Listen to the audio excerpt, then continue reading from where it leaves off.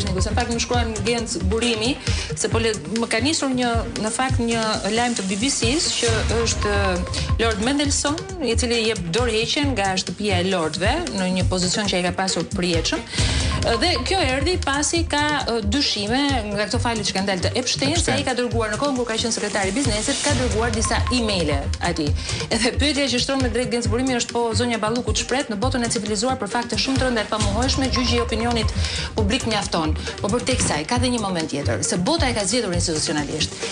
Ministrat, zyrtarët e lartë, në momentin që kanë hetime, dyshime, duke u prezumuar të pafajshëm, i japin dorëheqje. Edhe ne kemi zgjidhur ligjërisht sepse për krah imunitetit kemi dhe ambiguitetin juridik. Që është? Ne i trajtojmë këto subjekte sipas nenit 75A.C dhe i trajtojmë si subjekte të spakut, por nga ana tjetër ja ta shohim imunitetin kushtetues. Si do ta hetosh kur s'ke mundësi ta hetosh, kur ai atë e mbron imunitetin. Pra kjo është reforma në drejtësi që ndërtuam. Dhe ky është. Po me sa duket ambiguiteti vlika më shumë se imuniteti. Po për atë që është në pushtet, sigurisht dhe po jam në mbyllje, se po më kujtojnë kolegët që jemi në mbyllje. Unë gjithsesi ju falenderoj për këtë bisedë mes juristësh të shkëlqyer. Ju falenderoj shumë që ishte në studio me mua, Marashin, Kreshnikun që do rikthehet sërish. Elkerit falenderoj shumë që ishe me mua, qëndroni me edicionin Qendror të lajmeve, kolegën Armela Ferko, ju pret